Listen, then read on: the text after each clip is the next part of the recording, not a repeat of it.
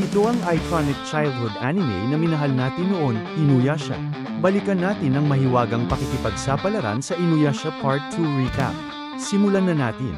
Nagsimula ang kwento noong panahon ng feudal Japan nang nakawin ni Inuyasha, isang half-demon, mula sa isang shrine ng sacred jewel na may kapangyarihang gawing ganap na demonyo ang sinumang may hawak nito.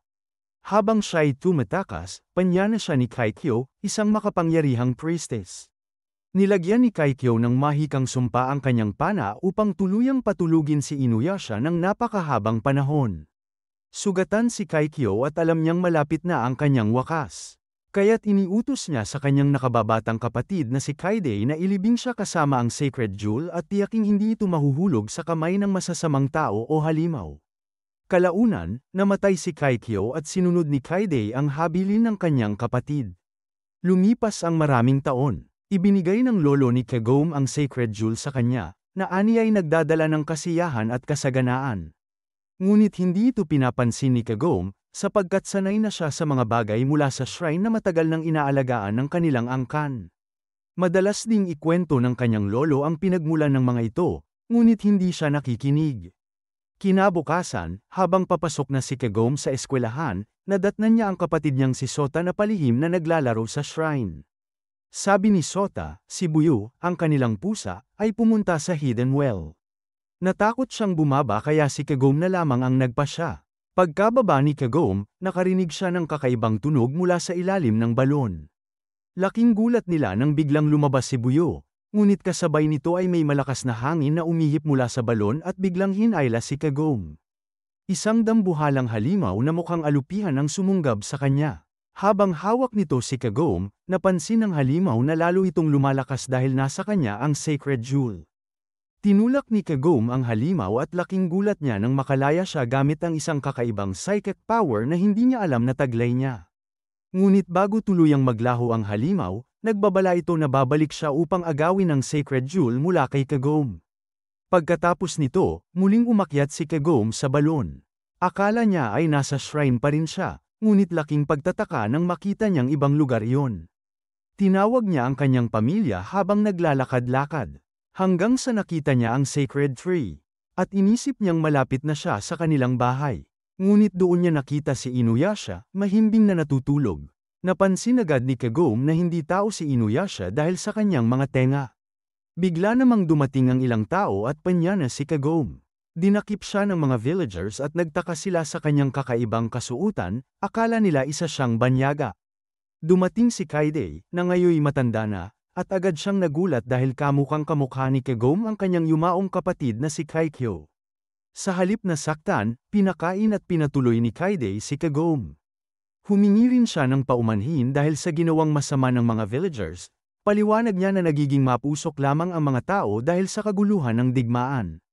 Nang tanungin ni Kagome kung nasa Tokyo ba sila, sagot ni Kaide ay hindi, at ngayon lamang niya narinig ang pangalang iyon.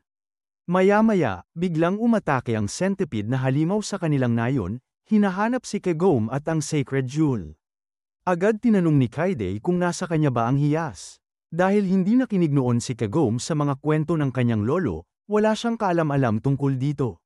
Kaya't iniutos ni Kaide na kailangan nilang itapon ang halimaw sa tuyong balon malapit sa kagubatan ni Inuyasha.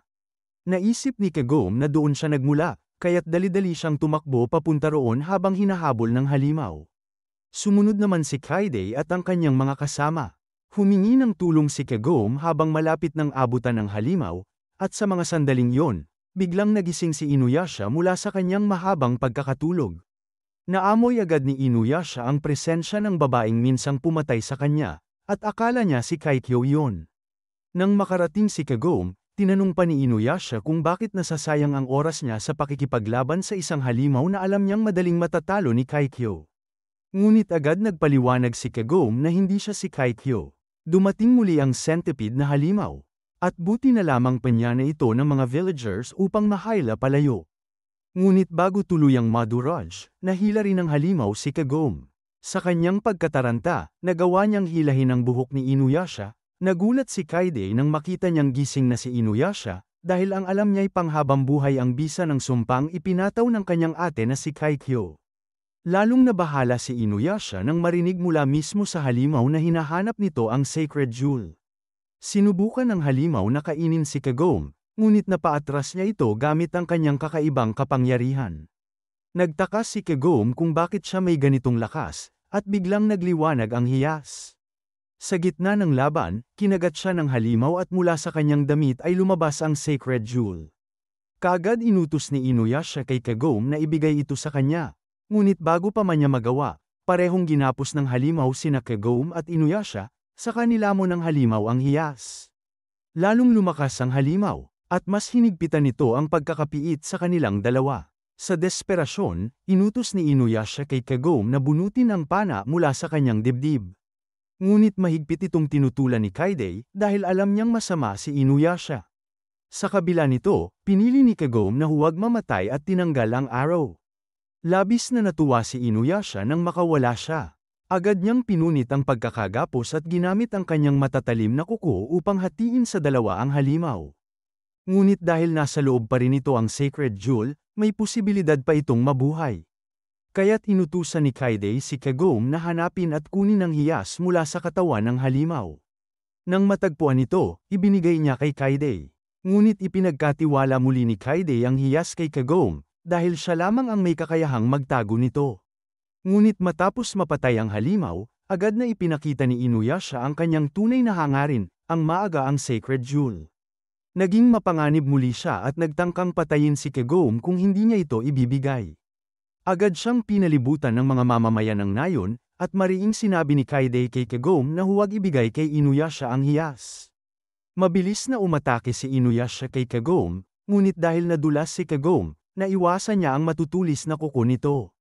Panyana ng mga villagers si Inuyasha, sa kanyang galit, hinati niya ang dalawang punong magkatabi at itinumba ito sa mga tao. Sunod namang inatake ni Inuyasha si Kaide at nahati niya ang lupa gamit ang kanyang lakas. Bilang tugon, agad nilagyan ni Kaide ng mahiwagang kwintas si Inuyasha at inutusan si Kagome na banggitin ang anumang salita upang mapigilan siya. Nahulog si Kagome mula sa isang bangin at nabitawan ang hiyas na napunta sa tulay.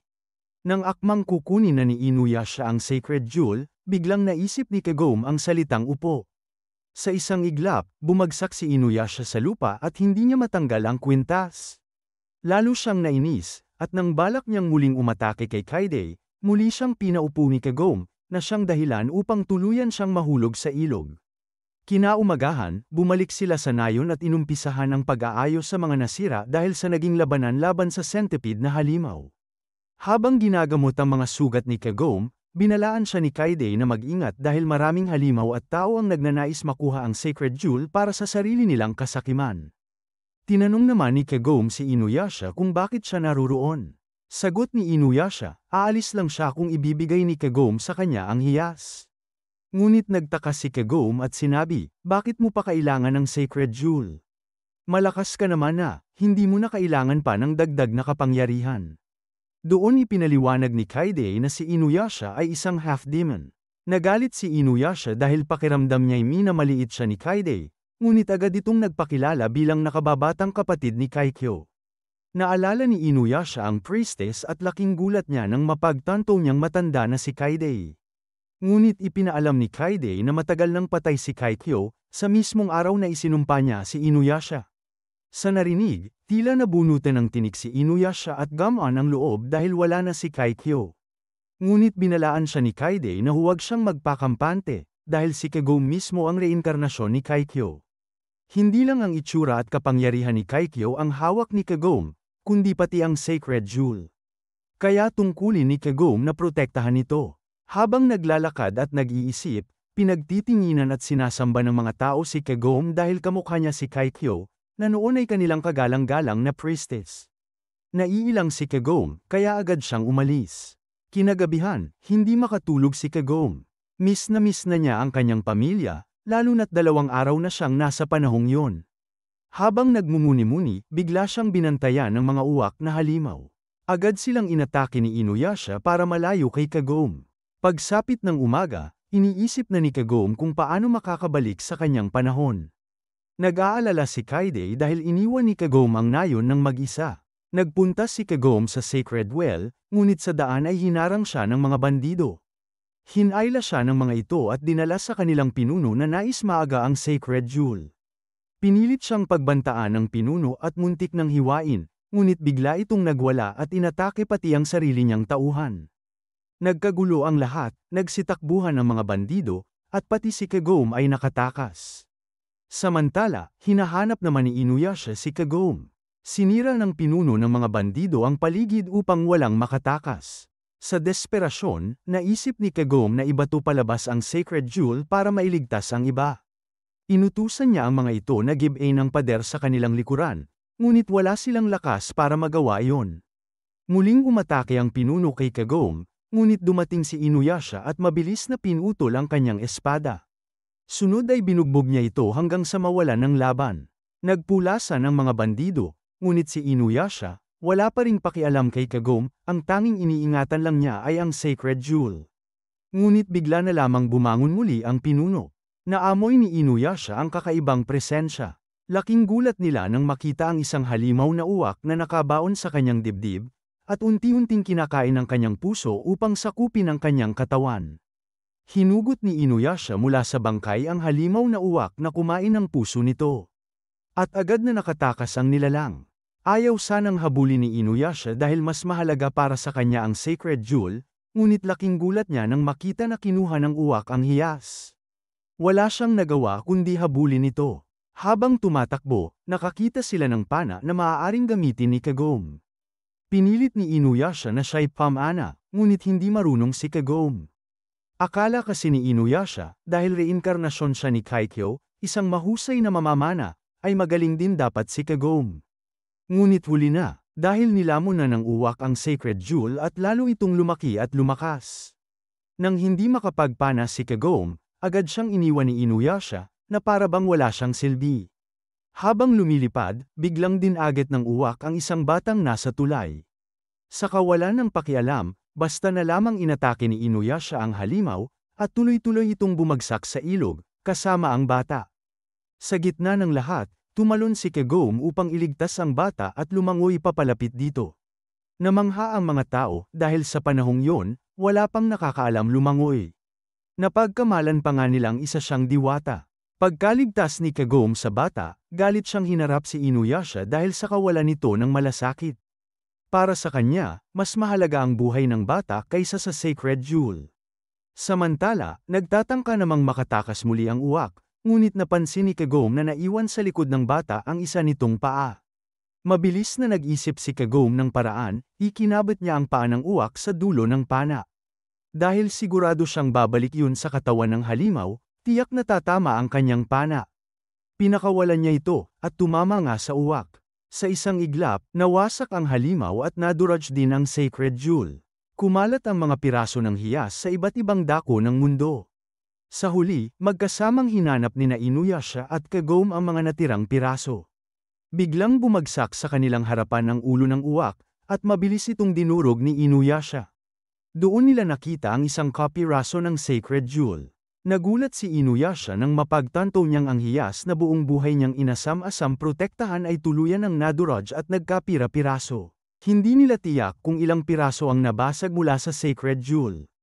Pero kahit maliit lang ang isang bahagi nito, delikado pa rin kung mapupunta ito sa kamay ng masasamang halimaw o tao dahil malaki pa rin ang kapangyarihang makukuha nila, paliwanag ni Kaid. Dito naisip ni Kagome na siya ang may kasalanan sa nangyari.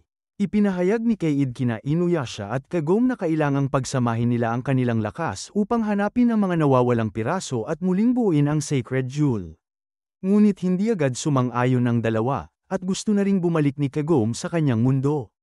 Habang nagpapahinga sa batis, isang babae ang lumapit kay Kaid at humingi ng tulong dahil may nangyari sa kanyang anak. Bago umalis, binalaan ni Kaid sina Inuyasha at Kagome na huwag mag-away habang wala siya. Pero hindi ito sinunod ng dalawa at nauwi sa hindi pagkakaunawaan, kaya napagpasyahan ni Kagome na bumalik na lang sa kasalukuyan. Wala namang problema kay Inuyasha basta ibigay ni Kagome ang kapirasong jewel. Kaya pinaalis niya ito. Samantala, pagdating ni Kaid sa bahay ng babae, ipinaalam nitong bigla na lamang nawala ng malay ang kanyang anak kahit maayos naman ito kanina. Nang suriin ni Kaid ang bata, bigla niyang narinig ang kakaibang tunog at pinaatres ang babae. Maya-maya, lumulutang na ito sa ere na parang kontrolado ng isang kakaibang puwersa. Bigla niyang kinuha ang kutsilyo at inatake sina Kaid. Sa kabilang banda, napansin ni Kagome ang mga labi ng isang centipede demon sa loob ng balon. Tinatawag itong bone-eating well, kung saan itinatapon ang mga labi ng mga patay na demonyo, at makalipas ang ilang araw ay kusang nawawala ang mga ito. Dahil dito, natakot si Kagome na bumaba sa balon. Habang nag-iisip siya ng susunod na gagawin, napansin niyang may daong nap unit sa gitna, kasunod nito ay nagkaroon siya ng hiwa sa pisngi. Doon niya napagtantong mga matatalas na buhok ang sanhi at bigla siyang napalibutan ng mga ito. Lumitaw ang isang babae at namangha na nakikita ni Kagome ang kanyang mga buhok, pero hindi sapat ang makita lamang ito. Sa nayon, nasaksihan ni Inuyasha ang mga kababaihang walang malay na lumulutang at may hawak na mga sandata. Samantala, ipinakilala ng babae ang sarili kay Kagome bilang si Yura, ang Demon of the Hair. Ginamit ni Yura ang kanyang buhok para sugatan si Kagome at agawin ang kapirasong jewel. Nang malaman niyang maliit lang ito, tinanong niya kung saan ang natitira, ngunit hindi ito alam ni Kagome. Kinuha ni Yura ang kanyang espada upang tapusin si Kagome, ngunit nakaiwas ito at nahulog sa balon. Binato ni Yura ang espada sa balon, ngunit naramdaman niyang naglaho si Kagome roon. Binalaan ni Kaid si Inuyasha na huwag saktan ang mga kababaihang umaatake dahil kontrolado lamang sila ng isang mahika. Sinabi ni Inuyasha na bumalik na si Kagome sa kanyang mundo. Patuloy ang pag-atake ng mga babae at inutusan ni Kaid si Inuyasha na putulin ang mga buhok, ngunit hindi ito nakikita ni Inuyasha. Gamit ang mga buhok, ginapos ni Yura si Inuyasha sa isang puno at lalo pang hinigpitan ang pagkakabigkis. Gayunpaman, dahil sa lakas ni Inuyasha, nagawa niyang mapunit ang lahat ng iyon at makawala. Ngunit nang kontrolin ni Yura maging ang mga lalaki, lalo nang nanghina si Kaid kaya't napilitang tumakas si Inuyasha. Binalaan siyang mag-ingat sa mga buhok sa paligid, ngunit hindi yun iniinda ni Inuyasha. Namangha naman si Yura sa pilak na buhok niya at nais itong makuha. Dahil nakikita ni Kaid ang mga buhok, tinanong siya ni Inuyasha kung saan ito nanggagaling, ngunit hindi niya ito matulungan dahil sa kanyang kondisyon. Naunawaan ni Inuyasha na kailangan niya si Kagome dahil kaya rin itong makita ang mga buhok, at siya ang susi upang mapabagsak nila si Yura. Samantala, si Kagome ay nakabalik na sa kasalukuyang panahon, at natupad ang matagal na niyang nais. Ipinasya ni Inuyasha na ilibing muna si Kaid upang hindi ito makita ni Yura at maiwasang makontrol din siya. Matapos niyang maitago si Kaid, agad siyang nagpatuloy sa paghahanap kay Kagome kahit sinusundan siya ng mga buhok ni Yura. Samantala, pinag-uusapan ng pamilya ni Kagome kung totoo ba ang mga ikinwento niya. Dahil kumbinsido ang kanyang lolo na totoo ang nangyari, nilagyan nito ng mga paper talisman ang balon upang mapigilan ang mga masasamang espiritu na makapasok sa kanilang mundo. Sigurado siyang hindi na ito magbubukas muli. Nang makarating si Inuyasha sa balon, napagtanto niyang nakabalik na si Kagome sa kasalukuyan. Bumaba siya roon upang sundan ito at, habang kumakain ang pamilya, bigla niyang binuksan ang pinto. Hindi makapaniwala ang lolo ni Kagome na walang epekto ang mga talisman kay Inuyasha. Hinailan nito si Kagome pabalik sa nakaraan, ngunit tumanggi si Kagome. Habang nag-uusap sila, napansin ni Kagome ang isang hibla ng buhok sa damit ni Inuyasha. Nang hawakan niya ito, gumalaw ito at nasugatan siya. Ipinakita niya ito sa kanyang pamilya, ngunit siya lamang ang nakakakita ng buhok. Lumapit si Kagome sa balon at napansin niyang mayroon ding mga buhok sa loob. Agad niyang isinara ito upang hindi madamay ang kanyang pamilya at nagpasya silang alisin ang mga buhok na iyon. Ngunit biglang umatake ang mga ito at binalot si Inuyasha. Kahit hindi niya nakikita ang mga buhok, pinilit niya itong putulin, ngunit muling bumabalik ang mga ito. Muling nabihag si Inuyasha ng mga buhok at doon napansin ni Kagome ang pangunahing hibla na kumokontrol sa lahat. Sinadyang hiwain ito ni Kagome upang maituro kay Inuyasha ang lokasyon, kaya't nagawa nitong putulin at tuluyang mapuksa ang mga buhok. Napaisip si Kagome na kung target ni Yura ang Sacred Jewel, malamang ay nakuha na nito ang kapirasong nasa kanya. Napagtanto rin niya na siya at si Inuyasha mismo ang susunod na pakay ni Yura. Dahil sa banta ni Yura at upang hindi madamay ang kanyang pamilya, nagbago ang isip ni Kagome at nagpasya siyang bumalik sa nakaraan kasama si Inuyasha. Ibinigay ni Inuyasha sa kanya ang kasuotang gawa sa balahibo ng Fire Rat, na mas matibay pa kaysa sa karaniwang armor. Pagbalik nila, agad nilang sinimulang hanapin ang pinagmumulan ng pangunahing buhok upang matunton ang kinaroroonan ni Yura. Habang naglalakad, nakakita sila ng apoy at mga bangkay na wala ng ulo. Hiniram ni Kagome ang pana ng isa sa mga patay at nagpatuloy silang dalawa sa paghahanap. Habang papalapit sila sa lungga ni Yura, sinalubong sila ng napakaraming buhok. Dahil hindi ito makita ni Inuyasha, inutusan siya ni Kagome na umasa na lamang sa kanyang instinct upang makaiwas sa mga pag-atake. Patuloy ang pag-iwas ni Inuyasha, ngunit kalaunan ay nabihag pa rin siya ng mga buhok. Nang makita nila ang tirahan ni Yura, nagpakita na ito at nag-alok ng kasunduan, tulungan daw siyang hanapin ang iba pang piraso ng Sacred Jewel. Tumanggi si Inuyasha at pinilit kumawala sa mga buhok upang umatake. Gumamit si Yura ng mas marami pang buhok para muling igapos si Inuyasha. Namangha siya sa buhok nito ngunit binanggit niyang hindi ito maayos na inalagaan dahil puno ito ng split ends. Sinugatan ni Yura si Inuyasha at tinangkang patayin ito, ngunit muntik naman siyang tamaan ng palaso ni Kagome. Hindi sinasadyang nataman ni Kagome si Inuyasha ng palaso, ngunit mabuti na lamang at nailegan ito at tumama sa lungga ni Yura. Dahil doon, nagsilabasan ang mga bungo ng mga nilalang na pinatay ni Yura noon. Unang tinarget ni Yura si Kagome at sinubukan niya itong sunugin gamit ang apoy. Pagkatapos nito, si Inuyasha naman ang kanyang hinarap. Gumamit si Inuyasha ng Blades of Blood at tinamaan ang kamay ni Yura. Sa kabila nito, nakontrol pa rin ni Yura ang mga bungo gamit ang isang kamay at pinagsuntok siya ni Inuyasha. Maging ang naputol niyang kamay ay muling ginamit ni Yura upang umatake, ngunit mabilis itong naiwasan ni Inuyasha. Muling pinakawalan ni Inuyasha ang Blades of Blood, subalit nasanggayon ni Yura gamit ang mga bungo. Pagkatapos, sinaksak ni Yura si Inuyasha mula sa likuran. Naibalik ni Yura ang kanyang kamay at muntik na niyang tapusin si Inuyasha, ngunit nauna itong sumaksak sa kanya. Nahulog ang kapirasong jewel, kaya't inapakan ito ni Yura habang hawak ni Inuyasha. Laking gulat nila nang mapagtanto nilang buhay pa rin si Yura kahit nataman ang kanyang puso. Naisip ni Inuyasha na siguradong may kahinaan ito. Samantala, napansin nilang umaakyat si Kagome. Salamat sa balabal ni Inuyasha na gawa sa balahibo ng Fire Rat, hindi siya nasunog at ligtas pa rin. Pinakilos ni Yura ang mga buhok para hadlangan ang pag-akyat ni Kagome, habang kinuha ni Inuyasha ang kanyang espada upang muling hiwain si Yura. Gayunpaman, kahit paulit-ulit siyang nasusugatan, muling bumubuo ang katawan ni Yura. Sa sobrang galit ni Yura, napagtanto ni Inuyasha na mayroong siyang itinatago sa loob ng kanyang lungga. Itinuro ni Kagome ang isang pulang bungo, at doon nila nalaman na iyon ang tunay na kahinaan ni Yura. Nahuli ni Yura si Kagome at tinangka niyang putulin ang ulo nito. Upang mailigtas siya, gumamit si Inuyasha ng Blades of Blood upang ma-distract si Yura. Dahil dito, naputol ang mga buhok at nawalan ito ng kontrol. Kaya't nagbagsakan ang mga ito. Tinulungan ni Inuyasha si Kagome na ligtas na makababa. Subalit bigla siyang sinaksak ni Yura gamit ang espada. Habang nagaganap ito, nakita ni Yura si Kagome na sinisira ang pulang bungo. Sinubukan niyang ihagis ang espada upang pigilan ito, ngunit huli na ang lahat, nasira ni Kagome ang Red Skull, dahilan upang tuluyang maglaho si Yura.